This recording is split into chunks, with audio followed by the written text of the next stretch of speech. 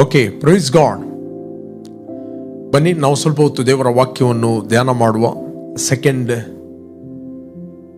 Corinthian 4 chapter 16 verse. ಅಪೊಸ್ತಲ ಪೌಲ ಹೇಳುತ್ತಾನೆ, ನಮ್ಮ ಹೊರಗಿನ ಸ್ಥಿತಿಯು ದಿನೇ ದಿನೇ ನಾಶವಾಗುತ್ತಾ ಇದ್ದರೂ ನಮ್ಮ ಆಂತರ್ಯವು ದಿನೇ ದಿನೇ ನೂತನವಾಗುತ್ತದೆ, ದಿನೇ ದಿನೇ ಹೊಸದಾಗುತ್ತಾ ಬರುತ್ತದೆ. ನಾವು ನೋಡ್ತೇವೆ 2 ಕೊರಿಂಥಿಯನ್ 4 ಚಾಪ್ಟರ್ 16 ವರ್ಸ್. ಆದ್ದರಿಂದ ನಾವು ಧೈರ್ಯಗೆಡುವುದಿಲ್ಲ. ನಮ್ಮ ದೇಹವು ನಾಶವಾಗುತ್ತಾ ಇದ್ದರೂ ನಮ್ಮ ಆಂತರ್ಯವು ದಿನೇ ದಿನೇ ಹೊಸದಾಗುತ್ತಾ ಬರುತ್ತದೆ. 17ನೇ ವಚನ ಹೇಳ್ತದೆ, 17 ಚಾಪ್ಟರ್ 17 ವರ್ಸ್. ಹೇಗೆಂದರೆ ಕ್ಷಣ ಮಾತ್ರವಿರುವ ನಮ್ಮ ಹಗುರವಾದ ಸಂಕಟವು ಅತ್ಯಂತ ಅಧಿಕವಾದ ಪ್ರತಿಫಲವನ್ನು ಉಂಟು ಮಾಡಿ ನಮಗೆ ನಿರಂತರವಾಗಿರುವ ಗೌರವವಾದ ಪ್ರಭಾವವನ್ನು ದೊರಕಿಸುತ್ತದೆ. ಓಕೆ, ನಾವು ಕಾಣುವಂಥದ್ದನ್ನು ಲಕ್ಷಿಸದೆ ಕಾಣದಿರುವಂಥದ್ದನ್ನು ಲಕ್ಷಿಸುವರಾಗಿದ್ದೇವೆ. ಕಾಣುವಂಥದ್ದು ಸ್ವಲ್ಪ ಕಾಲ ಮಾತ್ರ ಇರುವುದು, ಕಾಣದಿರುವಂಥದ್ದು ಸದಾಕಾಲ ಇರುವಂಥದ್ದು. Praise God. Okay, the important, ನಾವು ಹೊಸದಾಗಿ ಹುಟ್ಟಿದ್ದು ನಾವು ಆಂತರ್ಯದಲ್ಲಿ, ನಮ್ಮ ಒಳಗಿನ ಮನುಷ್ಯ, ನಾವು ಬಾರ್ನ್ ಅಗೇನ್ ಆದದ್ದು, ಹೊಸ ಸೃಷ್ಟಿಯಾದದ್ದು ನಮ್ಮ ಆಂತರ್ಯದ ಮನುಷ್ಯ. ಕ್ರೈಸ್ತತ್ವ ಎಂಬುವಂಥದ್ದು ಅದು ಧಾರ್ಮಿಕತ್ವ ಅಲ್ಲ, ರಿಲಿಜನ್ ಅಲ್ಲ. ಜೀವ ಸ್ವರೂಪನಾದ ದೇವರೊಟ್ಟಿಗೆ ನಮ್ಮ ಸಂಬಂಧ, ದ ರಿಲೇಶನ್ಶಿಪ್. Praise God. ದೇವರ ವಾಕ್ಯವನ್ನು ನಾವು ಯಾವತ್ತೂ ಸಂಬಂಧದಲ್ಲಿ ಮೆಡಿಟೇಟ್ ಮಾಡಿದಾಗ ನಮಗೆ ಅದು ಅರ್ಥ ಆಗ್ತದೆ. ಅದು ಸಹ ಆತ್ಮ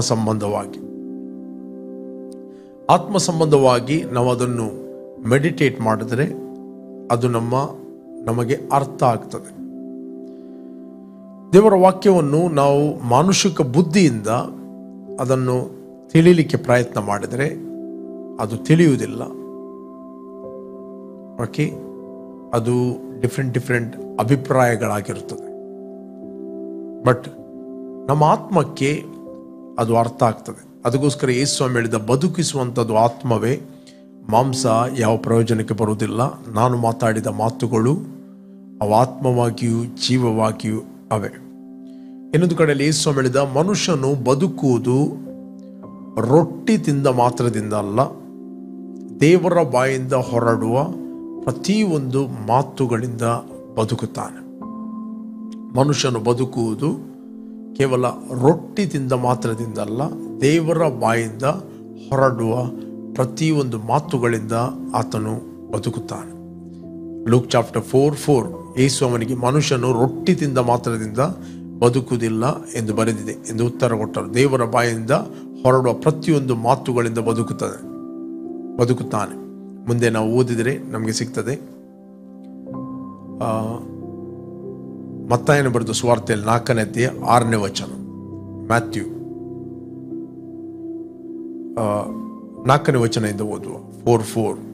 ಮನುಷ್ಯನು ರೊಟ್ಟಿ ತಿಂದ ಮಾತ್ರದಿಂದ ಬದುಕುವುದಿಲ್ಲ, ದೇವರ ಬಾಯಿಂದ ಹೊರಡುವ ಪ್ರತಿಯೊಂದು ಮಾತಿನಿಂದಲೂ ಬದುಕುವನು ಎಂದು ಬರೆದಿದೆ ಅಂತ. ಮತ್ತಾಯನ ಬರೆದ ಸುವಾರ್ತೆಯಲ್ಲಿ 4ನೇ ಅಧ್ಯಾಯ 4ನೇ ವಚನ. ಇವತ್ತು ನೀವು ಬದುಕುವುದಂತ ಹೇಳಿದರೆ ಆತ್ಮಿಕವಾಗಿ, ಪ್ರೈಸ್ ಗಾಡ್, ಆತ್ಮಿಕವಾಗಿ. ಆತ್ಮ ಇಲ್ಲದ ದೇಹ, ಮೊದಲು ನಾನು ಪ್ರೀಚ್ ಮಾಡಿದ್ದೇನೆ, ಆತ್ಮ ಇಲ್ಲದ ದೇಹ ಅದು ಸತ್ತದಾಗಿದೆ. Body without spirit is dead.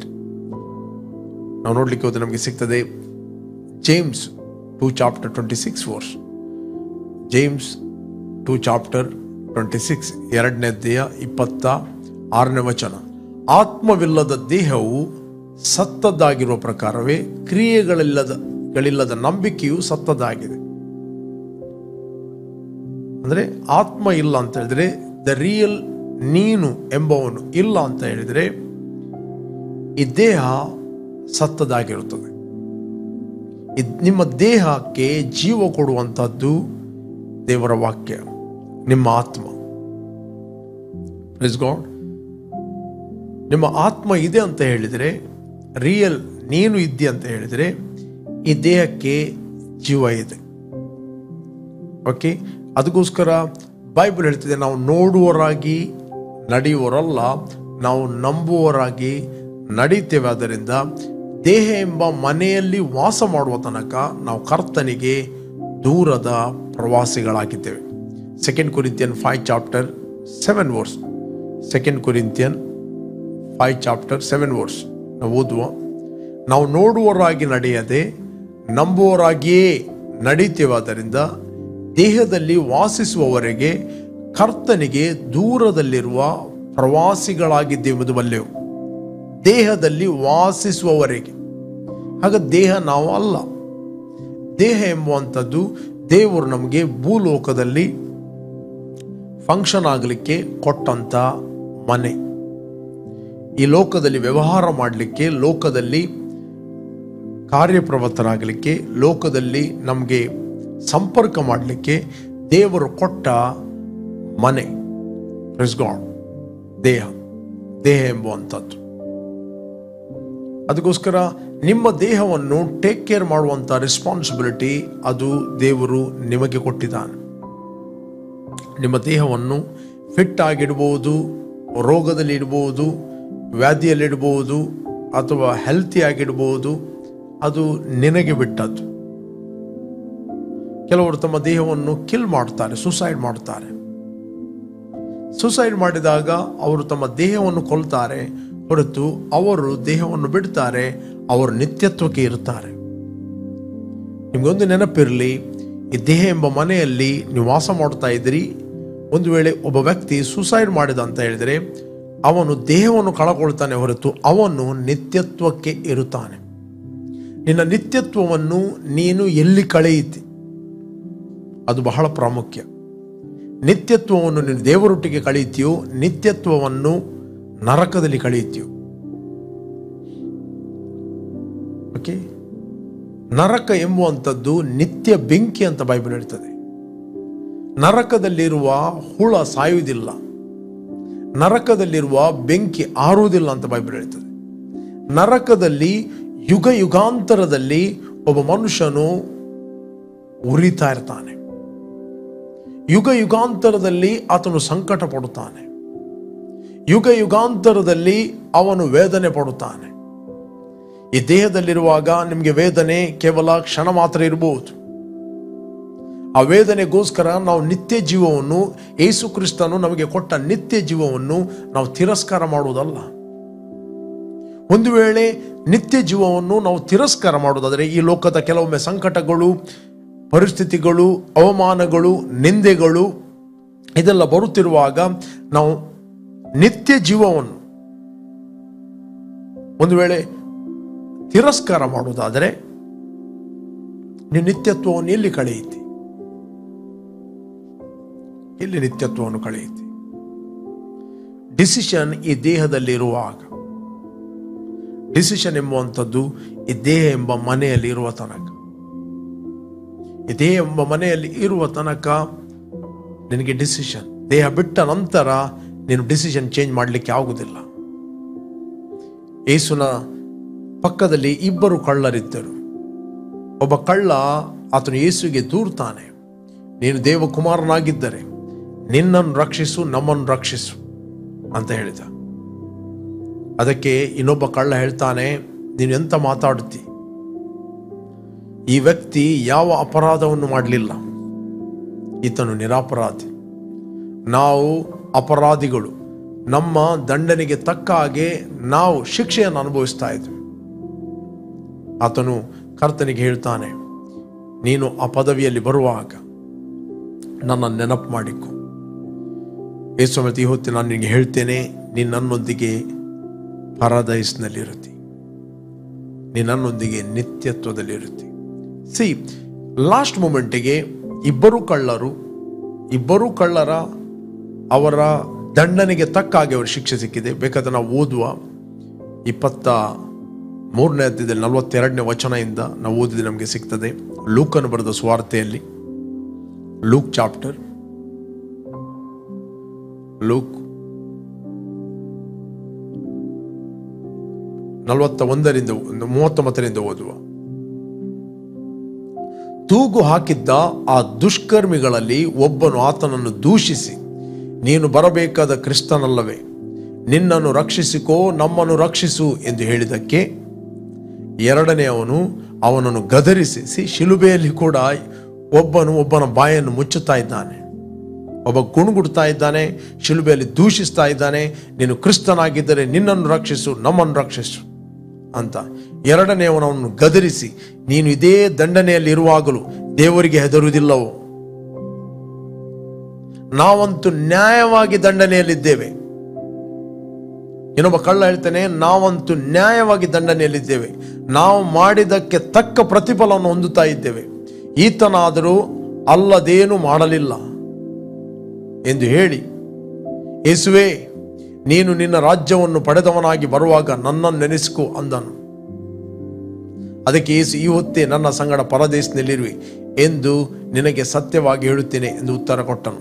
Actually ಮೂಲ ಭಾಷೆಯಲ್ಲಿ ಈ ಹೊತ್ತೇ ನಾನು ನಿನಗೆ ಹೇಳುತ್ತೇನೆ, ನಿನ್ನ ಸಂಗಡ ಪರದೇಶದಲ್ಲಿರುವೆ. ಯೇಸು ಸ್ವಾಮಿ ಅಲ್ಲಿ ನಾವು ನೋಡ್ತೇವೆ, ಪರದೇಶಿಗೆ ಹೋದದಲ್ಲ. ಯೇಸು ಸ್ವಾಮಿ ಆ ಸಂದರ್ಭದಲ್ಲಿ ಹೋದದ್ದು ಪಾತಾಳಕ್ಕೆ, ಸತ್ತವರ ಮಧ್ಯದಲ್ಲಿ. ಪ್ಯಾರಡೈಸ್ ಇರುವಂಥದ್ದು ಮೇಲೆ.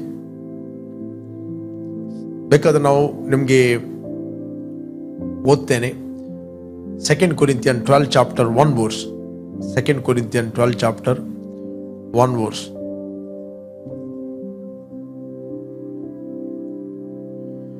ಹೊಗಳಿಕೊಳ್ಳುವುದು ವಿಹಿತವಲ್ಲದಿದ್ದರೂ ಅದು ನನಗೆ ಅವಶ್ಯವಾಗಿದೆ. ಆದ್ದರಿಂದ ಕರ್ತ ನನಗೆ ದಯಪಾಲಿಸಿದ ದರ್ಶನಗಳನ್ನು ಕುರಿತು, ತಿಳಿಯಪಡಿಸಿದ ರಹಸ್ಯಗಳನ್ನು ಕುರಿತು ಹೇಳುತ್ತೇನೆ. ಇಲ್ಲಿ ಪೌಲನು ಮಾತಾಡುತ್ತಾನೆ. ಕ್ರಿಸ್ತನಲ್ಲಿದ್ದ ಒಬ್ಬ ಮನುಷ್ಯನನ್ನು ಬಲ್ಲೆನು. ಅವನು 14 ವರ್ಷಗಳ ಹಿಂದೆ 3ನೇ ಆಕಾಶದ ಪರ್ಯಾಂತರಕ್ಕೆ ಒಯ್ಯಲ್ಪಟ್ಟನು. ಅವನು ದೇಹ ಸಹಿತವಾಗಿ ಒಯ್ಯಲ್ಪಟ್ಟನೋ ದೇಹ ರಹಿತನಾಗಿ ಒಯ್ಯಲ್ಪಟ್ಟನೋ ನಾನರಿಯೆ, ದೇವರೇ ಬಲ್ಲನು. ಅದು ಅವನ ಬಗ್ಗೆ ಮಾತಾಡುದವನು. ಓಕೆ, 3ನೇ ವಚನ. ಅಂತ ಮನುಷ್ಯನು ಪರದೈಸಿಗೆ ಒಯ್ಯಲ್ಪಟ್ಟನು, ಪ್ಯಾರಡೈಸ್ ಒಯ್ಯಲ್ಪಟ್ಟು ಮನುಷ್ಯರು ನುಡಿಯಲು ಶಕ್ಯವಾದ ಹೇಳಬಾರದ ಮಾತುಗಳನ್ನು ಕೇಳಿದನೆಂದು ಬಲ್ಲೆನು. ಆ ಸಮಯದಲ್ಲಿ ಅವನು ದೇಹ ಸಹಿತನಾಗಿದ್ದನೋ ದೇಹ ರಹಿತನಾಗಿದ್ದನೋ ನಾನರಿಯೆ, ದೇವರೇ ಬಲ್ಲೆನು. 3ನೇ ಆಕಾಶ, ಥರ್ಡ್ ಹೆವನ್ ಅಂತ ಹೇಳ್ತಾರೆ ಇಂಗ್ಲಿಷ್ನಲ್ಲಿ. ಓಕೆ, ಥರ್ಡ್ ಹೆವನ್ ಅಂತ ಹೇಳಿದ್ರೆ ಫಸ್ಟ್ ಹೆವನ್ ಇದೆ, ಸೆಕೆಂಡ್ ಹೆವನ್ ಇದೆ, ಥರ್ಡ್ ಹೆವನ್ ಇದೆ. ರೈಟ್? ಫಸ್ಟ್ ಎಲ್ಲಿ ಬರೆದಿದೆ ಫಸ್ಟ್ ಹೆವನ್ ಸೆಕೆಂಡ್ ಹೆವನ್ ಅಂತ ಕೆಲವರು ಕೇಳುವವರು ಇರ್ತಾರೆ. ಬೈಬಲಲ್ಲಿ ಎಲ್ಲಿ ಬರೆಯಲ್ಪಟ್ಟಿದೆ? ಫಸ್ಟ್ ಹೆವನ್ ಅಂತ ಎಲ್ಲಿ ಬರೆಯಲ್ಪಟ್ಟಿದೆ? ಸೆಕೆಂಡ್ ಹೆವನ್ ಅಂತ ಎಲ್ಲಿ ಬರೆಯಲ್ಪಟ್ಟಿದೆ? ಎರಡನೇ. ಒಬ್ಬ ಸ್ಟೂಡೆಂಟಿಗೆ ನೀನು ಎಷ್ಟನೇ ಕ್ಲಾಸಲ್ಲಿ ಅಂತ ಹೇಳ್ತಿರುವಾಗ 3ನೇ ಕ್ಲಾಸ್ ಅಂತ ಹೇಳಿದಾಗ ಅವನು 1 ಪಾಸ್ ಆಗಿ 2 ಪಾಸ್ ಆಗಿ 3ನೇಗೆ ಹೋಗ್ಬೇಕು. ರೈಟ್? 3ನೇ ಆಕಾಶ ಅಂತ ಹೇಳ್ತಿರುವಾಗ, 3ನೇ ಥರ್ಡ್ ಹೆವನ್ ಅಂತ ಹೇಳ್ತಿರುವಾಗ ಸೆಕೆಂಡ್ ಇರಬೇಕು, ಫಸ್ಟ್ ಇರಬೇಕು, ಇಲ್ಲಾಂದ್ರೆ 1 ಹೆವನ್. ಓಕೆ, ಅದಕ್ಕೆ ಬೈಬಲ್ ಹೇಳ್ತದೆ god created earth and heavens ಅಂತ ಹೇಳ್ತದೆ. ಫಸ್ಟ್ ನಾವು ನೋಡ್ಲಿಕ್ಕೆ ಹೋದ್ರೆ ನಮಗೆ ಸಿಗ್ತದೆ Genesis 1 chapter 1 verse. In the beginning God created the heavens and the earth. Okay, ಕನ್ನಡದಲ್ಲಿ ಕೇವಲ ಆದಿಯಲ್ಲಿ ದೇವರು ಆಕಾಶವನ್ನು ಭೂಮಿಯನ್ನು ಉಂಟು ಮಾಡಿದನು. No, in the beginning God created the heavens and the earth. ಇರ್ಲಿ, ಈ ಇಬ್ಬರು ಕಳ್ಳರಲ್ಲಿ ನಾವು ನೋಡ್ತೇವೆ, ಒಬ್ಬನು ನಿತ್ಯ ಜೀವವನ್ನು ಹೊಂದುತ್ತಾನೆ. ಯಾಕಂದ್ರೆ ಯೇಸು ಕ್ರಿಸ್ತನು ಮಾಡಿದ ಫಿನಿಶ್ಡ್ ವರ್ಕ್ ಅನ್ನು ಆತನು ನಂಬಿದ. ಇವರ ಅಪರಾಧಕ್ಕೆ ತಕ್ಕ ಹಾಗೆ ಇವರಿಗೆ ದಂಡನೆ ಸಿಕ್ಕಿತ್ತು, ಇಬ್ಬರಿಗೂ ಕೂಡ. ಆದ್ರೆ ಒಬ್ಬ ಮಾತ್ರ ಅವನು ಹೇಳ್ತಾನೆ, ಇವನು ಏನು ತಪ್ಪು ಮಾಡಲಿಲ್ಲ. ಯಾಕೆ? ಇಮಿಡಿಯೇಟ್ಲಿ ಅವನು ಒಪ್ಪಿಕೊಂಡ, ನನ್ನ ದಂಡನೆಯನ್ನು ನೀನು ಹೊತ್ತುಕೊಂಡು ಹೋಗಿದ್ದಿ. ಬೇರೆ ಯಾವ ವ್ಯಕ್ತಿ ಯೇಸು ಕ್ರಿಸ್ತನು ದೇವರು ಮನುಷ್ಯನಾಗಿ, ಯೇಸು ಕ್ರಿಸ್ತನು ದೇಹ ಎಂಬ ಮನೆಯಲ್ಲಿ ಬಂದು ನಮ್ಮ ದಂಡನೆಯನ್ನು ಆತನು ಹೊತ್ತುಕೊಂಡು ಹೋದ. ಬೈಬಲ್ ಹೇಳ್ತದೆ Colossians 2 chapter 14 verse. ಕೊಲೋಸಿಯನ್ 2 ಚಾಪ್ಟರ್ 14 ವರ್ಸಲ್ಲಿ ಹೇಳ್ತದೆ, ಆತನು ನಮ್ಮ ಅಪರಾಧಗಳನ್ನೆಲ್ಲ ಕ್ಷಮಿಸಿ ನಮ್ಮ ಮೇಲೆ ದೋಷಾರೋಪಣೆ ಮಾಡಿದಂಥ ಆಜ್ಞಾರೂಪವಾಗಿದ್ದಂಥ ಪತ್ರವನ್ನು ಕೆಡಿಸಿ ಅದನ್ನು ಶಿಲುಬೆಗೆ ಜಡಿದು ಇಲ್ಲದಂತಾಗ ಮಾಡಿದನು. ಆ ಕಳ್ಳನು ಒಪ್ಪಿಕೊಂಡ, ನನ್ನ ಅಪರಾಧಗಳನ್ನು ನೀನು ಹೊತ್ತುಕೊಂಡು ಹೋಗಿದ್ದಿ. ಯಾವಾಗ ಆ ವ್ಯಕ್ತಿ ಜಸ್ಟ್ ಒನ್ ವರ್ಡ್ ಬಿಲೀವ್ ಮಾಡದೆ, ಏನು ಮಾಡಲಿಲ್ಲ, ಅವನು ಕಳ್ಳ, ಅವನ ಮೇಲೆ ಜಡ್ಜ್ಮೆಂಟ್ ಇದೆ, ಬಟ್ ಶಾರೀರಿಕವಾಗಿ ಅವನು ಕೊಲ್ಲಲ್ಪಟ್ಟರು, ಆತ್ಮಿಕವಾಗಿ ಆತನು ದೇವರ ಜೀವದಲ್ಲಿ ಪಾಲುಗಾರನಾದನು, ಆತನು ನಿತ್ಯತ್ವಕ್ಕೆ ಹೋದನು. ನಾವು ನೋಡ್ಲಿಕ್ಕೆ ಹೋದ್ರೆ ನಮಗೆ ಸಿಗ್ತದೆ 1 ಪೀಟರ್ 4 ಚಾಪ್ಟರ್ 7 ವರ್ಸ್, ಎಲ್ಲವುಗಳ ಅಂತ್ಯವು ಹತ್ತಿರವಾಗಿದೆ, ಆದ್ದರಿಂದ ನೀವು ಜಿತೇಂದ್ರಿಯರಾಗಿಯೂ ಪ್ರಾರ್ಥನೆಗೆ ಸಿದ್ಧವಾಗಿರುವಂತೆ ಸ್ವಸ್ಥಚಿತ್ತರಾಗಿಯೂ ಇರಿರಿ. ಮೊಟ್ಟ ಮೊದಲು ನಿಮ್ಮೊಳಗೆ ಯಥಾರ್ಥವಾದ ಪ್ರೀತಿ ಇರಲಿ, ಪ್ರೀತಿಯು ಬಹುಪಾಪಗಳನ್ನು ಮುಚ್ಚುತ್ತದೆ. ಗುಣಗುಟ್ಟದೆ ಒಬ್ಬರಿಗೊಬ್ಬರು ಅತಿ ಸತ್ಕಾರ ಮಾಡ್ರಿ. ಓಕೆ, 6ರಿಂದ ನಾವು ಹೋಗುವ 5ರಿಂದ ಅವರು ಬದುಕುವವರಿಗೂ ಸತ್ತವರಿಗೂ ನ್ಯಾಯ ತೀರಿಸುವುದಕ್ಕೆ ಸಿದ್ಧವಾಗಿರುವ ಆತನಿಗೆ ಉತ್ತರ ಕೊಡಬೇಕು. 6ನೇ ವಚನ, ಸತ್ತಿರುವವರು ಮನುಷ್ಯ ಜಾತಿಗೆ ಬರುವ ಮರಣ ಎಂಬ ತೀರ್ಪನ್ನು ಶರೀರಿಗಳಾಗಿದ್ದಾಗ ಹೊಂದಿದರು. ಅವರು ಆತ್ಮ ಸಂಬಂಧವಾಗಿ ದೇವರ ಜೀವದಲ್ಲಿ ಅವರು ಆತ್ಮ ಸಂಬಂಧವಾಗಿ ದೇವರ ಜೀವದಲ್ಲಿ ಪಾಲುಗಾರರಾಗುವಂತೆ ಅವರಿಗೆ ಸುವಾರ್ತೆಯು ತಿಳಿಸಲ್ಪಟ್ಟಿತು.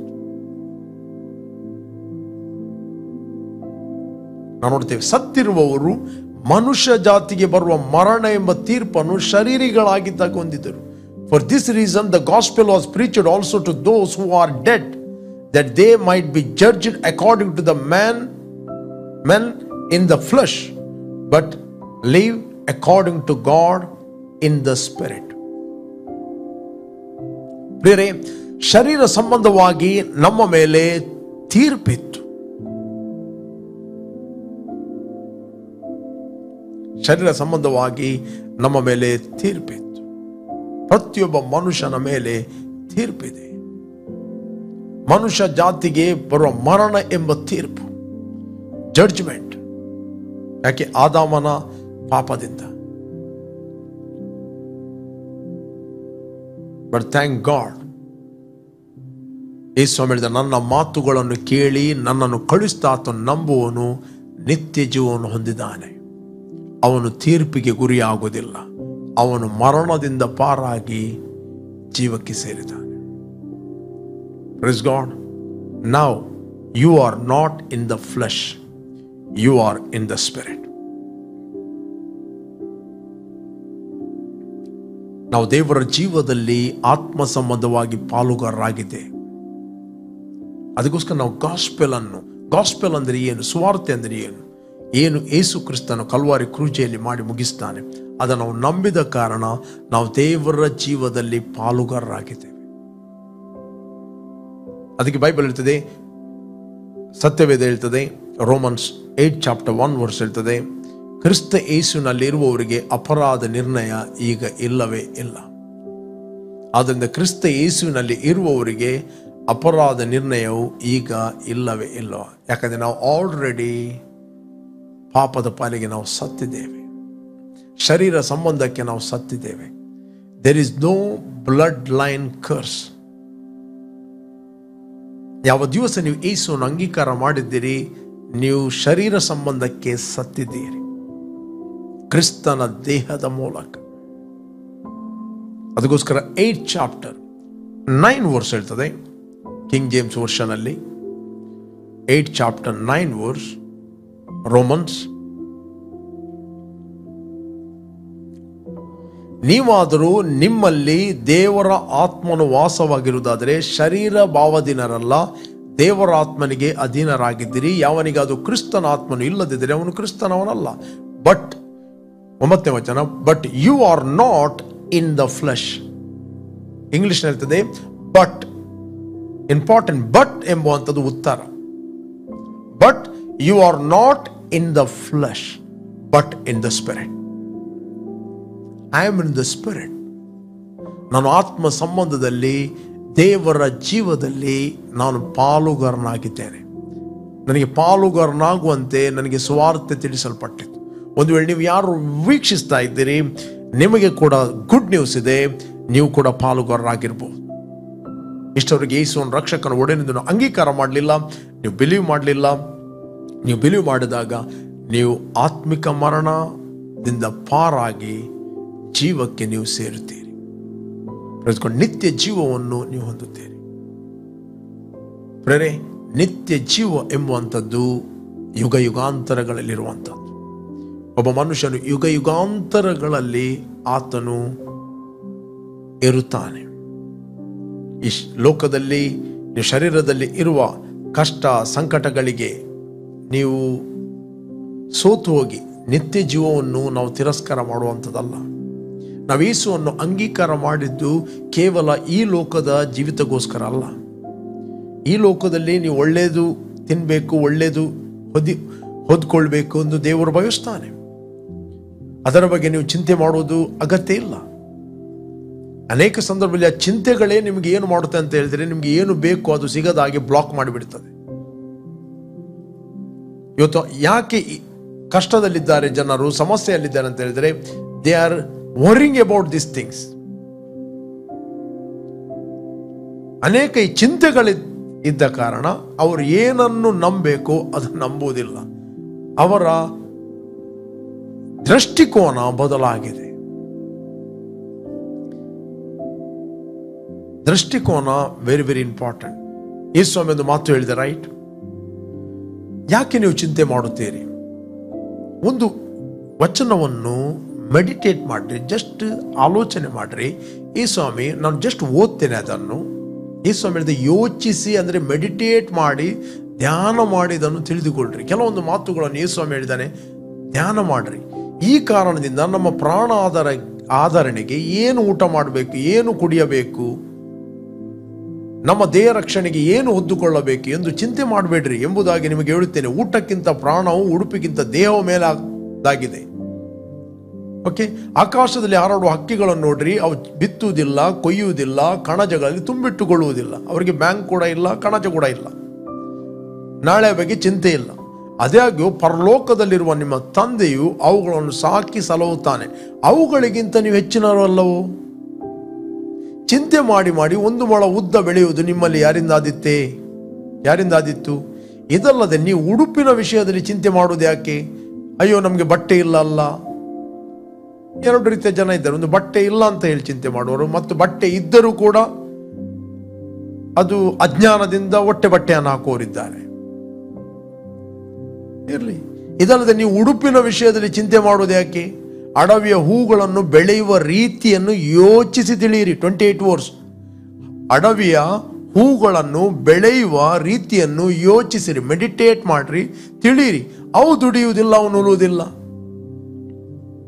ಓಕೆ, ಆದಾಗ್ಯೂ ಈ ಹೂಗಳಲ್ಲಿ ಒಂದಕ್ಕಿರುವಷ್ಟು ಅಲಂಕಾರ, ಮಾರ್ಕ್ ದಿಸ್ ವರ್ಡ್, ಆದಾಗ್ಯೂ ಈ ಹೂಗಳಲ್ಲಿ ಒಂದಕ್ಕಿರುವಷ್ಟು ಅಲಂಕಾರವು ಅರಸನಾದ ಸೊಲೊಮೋನನಿಗೆ ಸಹ ಅವನು ತನ್ನ ಸಕಲ ವೈಭವದಿಂದ ಇರುವಾಗಲೂ ಇರಲಿಲ್ಲವೆಂದು ನಿಮಗೆ ಹೇಳುತ್ತೇನೆ. ಸೊಲೊಮೋನನ ಬಗ್ಗೆ ಸ್ವಲ್ಪ ಸ್ಟಡಿ ಮಾಡ್ರಿ. He was the rich king. ಅವನ ಊಟಕ್ಕೆ ಎಲ್ಲ ಸಿಸ್ಟಮ್ ಇತ್ತು.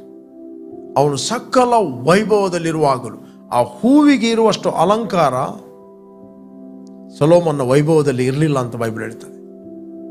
ಎಲೆ ಅಲ್ಪ ವಿಶ್ವಾಸಿಗಳೇ, ಈ ಹೊತ್ತು ಇದ್ದು ನಾಳೆ ಒಲೆಯ ಪಾಲಾಗುವ ಅಡವಿಯ ಹುಲ್ಲಿಗೆ ದೇವರು ಹೀಗೆ ಉಡಿಸಿದರೆ, ಕಮಾನ್, ಅದಕ್ಕಿಂತ ಎಷ್ಟೋ ಹೆಚ್ಚಾಗಿ ನಿಮಗೆ ಉಡಿಸಿ ತೊಡಿಸುವನಲ್ಲವೇ? Mark this word. ಹೂವಿಗಿರುವಷ್ಟು ಅಲಂಕಾರ ಸೊಲೊಮೋನನ ಸಕಲ ವೈಭವದಲ್ಲಿರುವಾಗಲೂ ಅವನಿಗಿರಲಿಲ್ಲ ಅಂತೆ. ದಟ್ ಮೀನ್ಸ್ ಸೊಲೊಮೋನನ ವೈಭವಕ್ಕಿಂತ ಜಾಸ್ತಿಯಾಗಿ ಹೂವಿಗೆ ದೇವರು ಬೆಲೆ ಕೊಟ್ಟಿದ್ದಾನೆ. ಆ ಹೂವಿಗಿಂತ ಹೆಚ್ಚಾಗಿ ದೇವರು ನಿಮಗೆ ಬೆಲೆ ಕೊಟ್ಟಿದ್ದಾನೆ. ಆ ಸೊಲೊಮೋನನ ವೈಭವಕ್ಕಿಂತ, ಆ ಹೂಗಳಿಗಿಂತ ಎಷ್ಟೋ ಹೆಚ್ಚಾಗಿ ಬೈಬಲ್ ಹೇಳ್ತದೆ. ಎಷ್ಟೋ ಹೆಚ್ಚಾಗಿ ಓದುವಾಗ ಮೆಲ್ಲ ಓದಿರಿ, ಯೋಚಿಸಿ ಮಾಡಿ ಓದಿರಿ. ಅಡವಿಯಲ್ಲಿ ಹುಲ್ಲಿಗೆ ದೇವರು ಹೀಗೆ ಉಡಿತಾರೆ, ಅದಕ್ಕಿಂತ ಎಷ್ಟೋ ಹೆಚ್ಚಾಗಿ ನಿಮಗೆ ಉಡಿಸಿ ತೊಡಿಸುವನಲ್ಲವೇ? ಯಾಕಂದ್ರೆ you are greater than Solomon. ನೀವು ಸೊಲೊಮನ್ನಿಗಿಂತ ಹೆಚ್ಚಿನವರು. ಯೇಸು ಹೇಳಿದ, ಇಲ್ಲಿ ಸೊಲೊಮನ್ನಿಗಿಂತ ಹೆಚ್ಚಿನವನಿದ್ದಾನೆ. ಸೊಲೊಮನನು ದೇವರ ಸೇವಕನಾಗಿದ್ದ. ನೀವು ಕ್ರಿಸ್ತನಲ್ಲಿ ದೇವರ ಮಕ್ಕಳಾಗಿದ್ದೀರಿ. ಅದಕ್ಕೋಸ್ಕರ ಹೇಳುವಂಥದ್ದು ನೀವು ಹೆಚ್ಚಿನವರಂತ. ಇವತ್ತು ಅನೇಕ ಸಂಗತಿಗಳನ್ನು ಬ್ಲಾಕ್ ಮಾಡುವುದು ಯಾಕಂತ ಹೇಳಿದ್ರೆ, ಉದ್ದೇಶ ಮರೆತು ಬಿಟ್ಟಾಗ. ನಾವು ಯಾವ ಉದ್ದೇಶಕ್ಕೋಸ್ಕರ ಜೀವಿಸಬೇಕು ಆ ಉದ್ದೇಶಕ್ಕೋಸ್ಕರ ಜೀವಿಸಿದ್ದ ಕಾರಣ, ಉದ್ದೇಶ ಬಿಟ್ಟು ಯಾವುದ್ಯಾವುದೋ ಸಂಗತಿಗಳಿಗೋಸ್ಕರ ಜೀವಿಸಿದರೆ ಬರುವ ಸಂಗತಿಗಳು ಬರುವುದಿಲ್ಲ. ಅದಕ್ಕೋಸ್ಕರ ಪ್ರಾರ್ಥನೆ ಮಾಡಲಿಕ್ಕೆ ಆಗುವುದಿಲ್ಲ. ಅವರ ಭರವಸೆ ಯಾವುದ್ಯಾವುದರ ಮೇಲೆ ಇರುತ್ತದೆ, ಪ್ರಾಪರ್ಟಿಯ ಮೇಲೆ, ಹಣದ ಮೇಲೆ. ನಮ್ಮ ಭರವಸೆಗೆ ಆಧಾರ ದೇವರು, ನಮ್ಮ ಪ್ರಾಣಕ್ಕೆ ಆಧಾರ ದೇವರು, ನಮ್ಮ ಜೀವಕ್ಕೆ ಆಧಾರ ದೇವರು, ನಮ್ಮ ಭವಿಷ್ಯಕ್ಕೆ ಆಧಾರ ದೇವರು. Every day we need to depend upon him. ನಿಮ್ಮ ಸೆಕ್ಯೂರಿಟಿ ನಿಮ್ಮ ಬ್ಯಾಂಕ್ ಬ್ಯಾಲೆನ್ಸ್ನ ಮೇಲೆ ಅಥವಾ ಸೆಕ್ಯೂರ್ ನಿಮ್ಮ ಗೌರ್ಮೆಂಟ್ ಜಾಬಿನ ಮೇಲೆ, ಪೆನ್ಷನ್ನ ಮೇಲೆ ಅಲ್ಲ. ಅದು ಇರಲಿ, ತೊಂದರೆ ಇಲ್ಲ. But always trust in God. ಇದೆಲ್ಲ ಸಂಗತಿಗಳು ದೇವರು ನಿಮಗೆ ಅನುಕೂಲ ಮಾಡಿಕೊಡುತ್ತಾನೆ. And leave the life a purpose. ಯಾಕೆ ದೇವರು ಈ ಭೂಲೋಕದಲ್ಲಿ ನಿಮ್ಗೆ ಇಟ್ಟಿದ್ದಾನೆ? ಯೇಸುಸ್ವಾಮಿ ಭೂಲೋಕಕ್ಕೆ ಯಾಕೆ ಬಂದ? ಆತನು ಭೂಲೋಕಕ್ಕೆ ಬರುವಾಗ ಹೇಳಿದ, ತಂದೆ, ಯಜ್ಞ ನೈವೇದ್ಯಗಳು ನಿನಗೆ ಬೇಡವಾದವು, ನೀನು ನನಗೆ ಒಂದು ದೇಹವನ್ನು ಸಿದ್ಧ ಮಾಡಿಕೊಟ್ಟೆ. ಈಗೋ ದೇವರೇ, ಗ್ರಂಥದ ಸುರುಳಿಯಲ್ಲಿ ನನ್ನನ್ನು ಕುರಿತು ಬರೆದಿದೆ, ಇದನ್ನು ನೆರವೇರಿಸಲಿಕ್ಕೆ ನಾನು ಬಂದಿದ್ದೇನೆ. ಮೊದಲು ದೇವರ ರಾಜ್ಯಕ್ಕಾಗಿಯೂ ನೀತಿಗಾಗಿಯೂ ತವಕ ಪಡ್ರಿ, ಇವುಗಳ ನಂತರ ಅವುಗಳೆಲ್ಲ ನಿಮಗೆ ಒದಗಿಸಲ್ಪಡುವುದು. Seek the kingdom of God and His righteousness. Other all things added into you. Praise God. ಹೀಗಿರುವುದರಿಂದ ನೀವು ಏನು ಊಟ ಮಾಡಬೇಕು, ಏನು ಕುಡಿಯಬೇಕು, ಏನು ಹೊದ್ದುಕೊಳ್ಳಬೇಕೆಂದು ಚಿಂತೆ ಮಾಡಬೇಡ್ರಿ. ಇವುಗಳಿಗಾಗಿ ಅಜ್ಞಾನಿಗಳು ತವಕ ಪಡುತ್ತಾರೆ. ಇದೆಲ್ಲ ನಿಮಗೆ ಬೇಕಾಗಿದೆ ಎಂದು ಪರಲೋಕದಲ್ಲಿರುವ ನಿಮ್ಮ ತಂದೆಗೆ ತಿಳಿದ್ದೇ ಅಷ್ಟೇ. ಹೀಗಿರುವುದರಿಂದ ನೀವು ಮೊದಲು ದೇವರ ರಾಜ್ಯಕ್ಕಾಗಿ ನೀತಿಗಾಗಿ ತವಕ ಪಡ್ರಿ, ಇವುಗಳ ಕೂಡ ಅವೆಲ್ಲವೂ ನಿಮಗೆ ದೊರಕುವುದು. ಎಲ್ಲಿವರೆಗೆ ನೀವು ದೇವರ ರಾಜ್ಯಕ್ಕೆ ಮತ್ತು ಆತನ ನೀತಿಗೆ ತವಕ ಪಡುವುದಿಲ್ಲ, ಇವೆಲ್ಲವುಗಳು ಸಿಗುವುದಿಲ್ಲ. ರಥ ಮುಂದೆ, ಕುದುರೆ ಹಿಂದೆ ಕಟ್ಟಿದ ಹಾಗೆ ಆಗ್ತದೆ ಲೈಫ್. ರೈಟ್? ದೇವರ ವಾಕ್ಯವನ್ನು ಸರಿಯಾಗಿ ನಾವು ಅರ್ಥ ಮಾಡಿಕೊಳ್ಬೇಕು. ಯಾವಾಗೊಬ್ಬ ವ್ಯಕ್ತಿ ದೇವರ ಉದ್ದೇಶದಲ್ಲಿ ಜೀವಿಸ್ತಾನೆ, ಆತನು ಶರೀರದ ಇನ್ಫಾರ್ಮೇಶನ್ ಪ್ರಕಾರ ಜೀವಿಸ್ತಿಲ್ಲ. He will walk in the utterance in the Holy Spirit. ಪವಿತ್ರಾತ್ಮನ ಮೂಲಕ ಆತನು ಜೀವಿಸ್ತಾನೆ. ಆತನು ಪ್ರೀತಿಯಲ್ಲಿ ನಡೆಯುತ್ತಾನೆ, ಆತನು ಜಯದಲ್ಲಿ ನಡೆಯುತ್ತಾನೆ, ಆತನು ಆರೋಗ್ಯದಲ್ಲಿ ನಡೆಯುತ್ತಾನೆ. ದೇವರ ಜೀವ, ದೇವರ ಲೈಫ್ ಅವನ ಒಳಗೆ ಇದೆ, ನಿಮ್ಮ ಒಳಗೆ ಇದೆ. ಕ್ರಿಸ್ತನ ಎಂಥವನೋ ಅಂಥವರಾಗಿಯೇ ದೇವರು ನಿಮ್ಮನ್ನು ಭೂಲೋಕದಲ್ಲಿ ಇಟ್ಟಿದ್ದಾನೆ. ಪ್ರೇರೆ, ಚಿಂತೆ ಮಾಡಬೇಡ್ರಿ. ದೇವರು ನಿಮ್ಮನ್ನು ಪ್ರೀತಿ ಮಾಡುತ್ತಾನೆ, ನೀವು ಆತನ ಮಕ್ಕಳಾಗಿದ್ದೀರಿ. Learn to develop inside. ನಮ್ಮ ಹೊರಗಿನ ಸ್ಥಿತಿ ದಿನೇ ದಿನೇ ನಾಶವಾಗ್ತಾ ಇದೆ, ನಮ್ಮ ಆಂತರ್ಯವು ದಿನೇ ದಿನೇ ನೂತನವಾಗುತ್ತದೆ. ಸಂಕಟವು ಅದು ಬಿದ್ದು ಹೋಗ್ತದೆ. ನೀವು ಆಂತರ್ಯದಲ್ಲಿ ಬಲಗೊಳ್ಳಿರಿ. Build your inner man. ನಿಮ್ಮ ಇನ್ನರ್ ಮ್ಯಾನ್ ಅನ್ನು ಬಿಲ್ಡ್ ಮಾಡುವಂಥದ್ದು ದೇವರ ವಾಕ್ಯ. ಎವ್ರಿ ಡೇ ಮೇಂಟೈನ್ ಮಾಡ್ರಿ. ರೈಟ್? ನಿಮ್ಮ ಔಟ್ವರ್ಡ್ ಮ್ಯಾನ್ ಅನ್ನು ಹೇಗೆ ಬಿಲ್ಡ್ ಮಾಡ್ತೀರೋ, ಇನ್ವರ್ಡ್ ಮ್ಯಾನ್ ಅನ್ನು ಹಾಗೆ ಬಿಲ್ಡ್ ಮಾಡಿ. ಕೆಲವರು ಏನು ಮಾಡ್ತಾರೆ, ಯಾವುದೊಂದು ಕೂಟಕ್ಕೆ, 7 days ಕೂಟಕ್ಕೆ, 1 ತಿಂಗಳ ಕೂಟಕ್ಕೆ ಹೋಗ್ತಾರೆ. ಅಲ್ಲಿ ಏನಿರುವುದಿಲ್ಲ. ಅಲ್ಲಿ ಅವರ ಇನ್ನರ್ ಮ್ಯಾನ್ ಅನ್ನು ಒಳ್ಳೆ ಬಿಲ್ಡ್ ಮಾಡುತ್ತಾರೆ. The love, joy, peace, patience, ಆ ಫೈರ್ ಒಳಗಿರ್ತದೆ. ರಿಟರ್ನ್ ಬರುವಾಗ ಒಬ್ಬ ವ್ಯಕ್ತಿ 1 ತಿಂಗಳು ಗಟ್ಟಿ ಊಟ ಮಾಡಿ 1 ವರ್ಷ ಊಟ ಕೊಡೋದಾಗ ಏನಾಗ್ತದೆ? ನರ್ವಂಟೆ ಆದ ಹಾಗೆ. ಅದನ್ನು ಮೇಂಟೈನ್ ಮಾಡುವುದಿಲ್ಲ. ಮತ್ತವರಿಗೆ ಮರೆತು ಹೋಗ್ತದೆ. ಆ ಮೆಸೇಜ್ ಕೇಳಿದ್ದೇ ಮರೆತು ಹೋಗ್ತದೆ, ಅವರಿಗೆ ನೆನಪೇ ಇರುವುದಿಲ್ಲ. ಯಾಕಂದರೆ ಅವರ ಇನ್ನರ್ ಮ್ಯಾನ್ ವೀಕ್ ಆಗ್ತಾನೆ. ಎವ್ರಿ ಡೇ ನೀವು ಪರ್ಸನಲ್ ಪ್ರಾರ್ಥನೆ ಮಾಡುವಂಥದ್ದು, ವಾಕ್ಯ ಧ್ಯಾನ ಮಾಡುವಂಥದ್ದು, ವಾಕ್ಯ ಓದುವಂಥದ್ದು, ದೇವರ ಸನ್ನಿಧಾನದಲ್ಲಿ ಸಮಯವನ್ನು ಸ್ಪೆಂಡ್ ಮಾಡುವಂಥದ್ದು ನಿಮ್ಮ ಅಂತರ್ಯದ ಮನುಷ್ಯನನ್ನು ಫಿಟ್ನೆಸ್ ಅಲ್ಲಿ ಇಡುತ್ತದೆ. ಹೇಗೆ ನೀವು ಶಾರೀರಿಕವಾಗಿ ಸರಿಯಾಗಿ ಫುಡ್ ತಿಂತೀರಿ, ಆಹಾರ ತಿಂತೀರಿ, ಎಕ್ಸರ್ಸೈಸ್ ಮಾಡ್ತೀರಿ ಫಿಟ್ನೆಸ್ಗೋಸ್ಕರ, ಅದೇ ರೀತಿ ಇಫ್ ಯು ಸ್ಪಿರಿಚುವಲಿ ಫಿಟ್, ನೀವು ಮೆಂಟಲಿ ಫಿಟ್ ಆಗಿರುತ್ತೀರಿ, ಶಾರೀರಿಕವಾಗಿ ಫಿಟ್ ಆಗಿರುತ್ತೀರಿ. ನಾನು ನಿಮ್ಗೆ ಎನ್ಕರೇಜ್ ಮಾಡುತ್ತೇನೆ, ಯಾರು ನೀವು ಫಸ್ಟ್ ಟೈಮ್ ವೀಕ್ಷಿಸ್ತಾ ಇದ್ದೀರಿ, ಇಷ್ಟರವರೆಗೆ ಯೇಸುವನ್ನು ರಕ್ಷಕನು ಒಡೆಯನೆಂದು ನೀವು ಅಂಗೀಕಾರ ಮಾಡಲಿಲ್ಲ, it's the right time. Call Jesus in your heart. ನಿಮ್ಮ ಹೃದಯದಲ್ಲಿ ಕರೆಯಿರಿ. ನೀವು ನಿತ್ಯ ಜೀವವನ್ನು ಹೊಂದುತ್ತೀರಿ. ನೀವು ನಿತ್ಯತ್ವಕ್ಕೆ ಬದುಕುತ್ತೀರಿ. ನಿನ್ನ ನಿತ್ಯತ್ವವನ್ನು ನೀನು ಎಲ್ಲಿ ಕಳೆಯುತ್ತಿ? Decide. God loves you so much. ಭೂಮಿ ಆಕಾಶ ಅದರಲ್ಲಿರುವ ಸಮಸ್ತವನ್ನು ಉಂಟು ಮಾಡಿದ ದೇವರು ನಿನ್ನನ್ನು ಪ್ರೀತಿ ಮಾಡುತ್ತಾ ಇದ್ದಾನೆ. ಆತನು ಕ್ರಿಸ್ತನಲ್ಲಿ ನಿನ್ನನ್ನು ಕ್ಷಮಿಸ್ತಾನೆ, ಅಂಗೀಕಾರ ಮಾಡಿದ್ದಾನೆ, ಪ್ರೀತಿ ಮಾಡಿದ್ದಾನೆ. Believe is love. ಆತನು ನಂಬುವ ಒಬ್ಬನಾದರೂ ನಾಶವಾಗದೆ ನಂಬುವರೆಲ್ಲರೂ ನಿತ್ಯ ಜೀವವನ್ನು ಹೊಂದಬೇಕೆಂದು ಆತನು ತನ್ನ ಮಗನನ್ನು ಕೊಟ್ಟನು. Let us pray. ನಾವು ಪ್ರಾರ್ಥನೆ ಮಾಡುವ. Thank you lord. ಭೂಮಿ ಆಕಾಶವನ್ನು ಉಂಟು ಮಾಡಿದ ಸರ್ವಶಕ್ತನಾದ ನನ್ನ ತಂದೆ, ಯೇಸು ನಾಮದಲ್ಲಿ ನಾವು ನಿನ್ನ ಸನ್ನಿಧಾನದಲ್ಲಿ ಇದ್ದೇವೆ.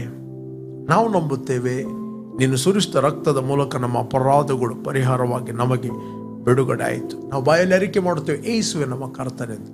ತಂದೆ, ಯಾರೆಲ್ಲ ವೀಕ್ಷಿಸ್ತಾ ಇದ್ದಾರೋ ಅವರ ಅಂತರ್ಯದಲ್ಲಿ ಬಲಗೊಳ್ಳಲಿ, ಅವರು ಶಾರೀರಿಕವಾಗಿ ಆರೋಗ್ಯವಾಗಿರಲಿ. ಕೇವಲ ಈ ಲೋಕದ ಚಿಂತೆ, ಈ ಲೋಕದ ಆಸೆ, ಈ ಲೋಕದ ಕಣ್ಣಿನ ಆಸೆ, ಶರೀರದ ಆಸೆಗಳಿಗೆ ಬಿದ್ದು ಅವರ ಅಂತರ್ಯದ ಮನುಷ್ಯನನ್ನು ಅವರು ಬಲಹೀನ ಮಾಡದೆ ಯಾವಾಗಲೂ ಅಂತರ್ಯದಲ್ಲಿ ಪ್ರಜ್ವಲಿಸುವಂತೆ, ಪವಿತ್ರಾತ್ಮನಲ್ಲಿ ಅವರು ತಮ್ಮನ್ನು ಚುರುಕುಗೊಳಿಸುವಂತೆ ನಡೆಸಬೇಕಾಗಿ ನಾವು ಪ್ರಾರ್ಥಿಸ್ತಾ ಇದ್ದೇವೆ. I bless each and every one, O God. I thank you Lord for the healing, O God. ಎಲ್ಲರ ದೇಹಗಳು ಯೇಸು ನಾಮದಲ್ಲಿ ಸ್ವಸ್ಥತೆಯನ್ನು ಹೊಂದಿಕೊಳ್ಳಲಿ. Be healed by the power of the Holy Spirit. ದೇವರ ಜೀವವು ನಿಮ್ಮ ಆತ್ಮದಲ್ಲಿದೆ, ಕ್ರಿಸ್ತನಲ್ಲಿ, ನಿಮ್ಮ ಶರೀರದಲ್ಲಿದೆ, ನಿಮ್ಮ ಬೋನ್ಗಳಲ್ಲಿದೆ, ನಿಮ್ಮ ಕಣ್ಣುಗಳಲ್ಲಿದೆ, ನಿಮ್ಮ ದೇಹದ ಎಲ್ಲ ಹಾರ್ಟ್, ಕಿಡ್ನಿಯಲ್ಲಿ ನಿತ್ಯ ಜೀವ ಇದೆ. B healed now in Jesus name. Amen, amen, amen.